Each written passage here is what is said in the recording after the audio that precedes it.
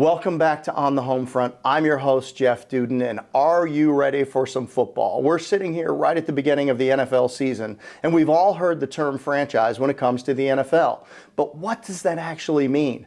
How does a sports league become one of the most iconic and successful franchises in the world? Today, we're talking about something that's more than just a sport. When people think of the NFL, they see teams, players, and Super Bowl rings, but behind the touchdowns and tackles lies an intricate business system that's built to scale, sustain, and succeed. In today's episode, we're going to unpack why the NFL is considered a franchise and what that actually means. Spoiler alert, it's more than just about football.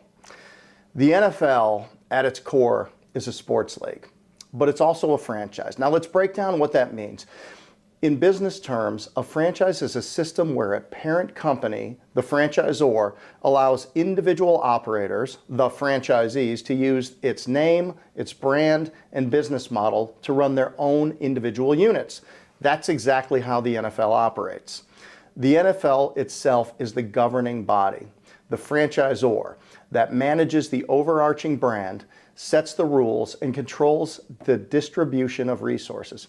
Each NFL team is essentially a franchisee, and these teams' owners have the rights to operate their teams within the league's framework, using the NFL's intellectual property like the logos, uniforms, and the NFL brand. Think about the Dallas Cowboys, Pittsburgh Steelers, or even the New England Patriots. These are independent businesses owned by separate individuals or groups, but they are all part of the NFL system. The team owners invest in their franchises, they build the fan bases, negotiate contracts, and run operations. But at the end of the day, their success hinges on the larger NFL brand and structure. It's a symbiotic relationship. One of the hallmarks of a franchise system is the sharing of resources, and the NFL is no exception. The league operates under a revenue sharing model, which is similar to how a franchise would work in the business world. For instance, television deals, licensing agreements, merchandising profits, they're all pooled together and shared among all 32 teams. That's why even smaller market teams like the Green Bay Packers can compete on equal financial footing with the larger market teams like the New York Giants. This creates a unique ecosystem where each franchisee has the opportunity to succeed, regardless of its market size. Imagine if this didn't happen. Big market teams would outspend the smaller ones, leading to dominance year over year by a few, and that would make the league less competitive and less entertaining. So the revenue sharing model not only maintains competitive balance, but also ensures that all teams, big and small, are invested in the league's overall success. In any franchise, the brand is king, and the NFL is one of the most recognizable brands in the world, with billions of dollars spent on its marketing and promotion. Each team taps into that established brand identity. When you buy a ticket to an NFL game, whether it's the Cleveland Browns or the Miami Dolphins, you're getting a certain level of quality and entertainment. That's the consistency that the NFL as a franchisor guarantees. A good example of this is the Super Bowl.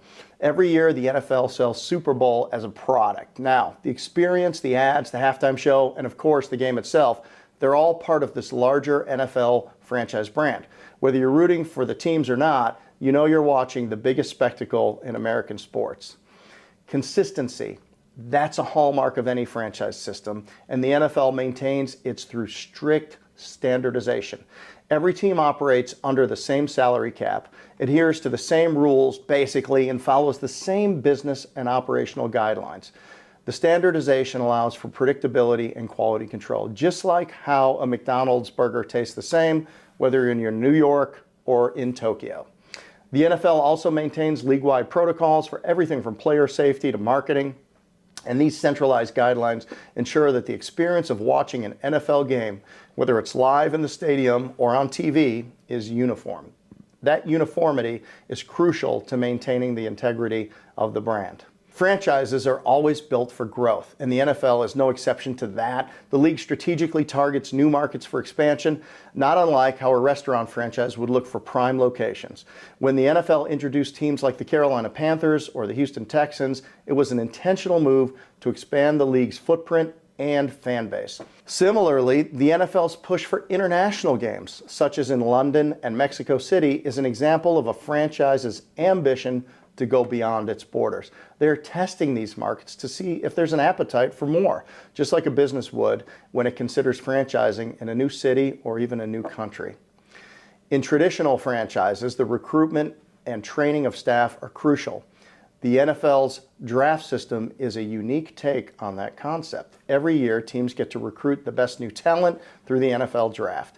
This is an equitable system designed to help struggling teams rebuild, as those with the worst records get to pick first. It's a little like how a franchise might invest in a high-potential manager or a staff member to elevate their operations, ensuring that talent is distributed across the league, giving every franchisee a fair chance to succeed. The NFL's league office is in New York, and they do incredible things to help the franchisees run their business. They provide benchmarking about stadium tickets and ticket prices and concessions and all of the things that the local business owners in the NFL franchises need to do. The NFL consistently and constantly engages gathering data, assimilating data, and then working with the teams to help them continuously improve their business. So, when we talk about the NFL, we're talking about more than just a sports league. We're talking about a highly successful business franchise, one that's designed to maintain competitive balance, drive revenue, and expand its influence both nationally and globally. It's a model that's built to last, and that's why the NFL continues to thrive decade after decade. Thanks for tuning in today. If you've enjoyed this episode and want to hear more about how successful organizations build and scale, don't forget to subscribe and leave a review. Until next time, this is Jeff Dudan signing off from On the Homefront.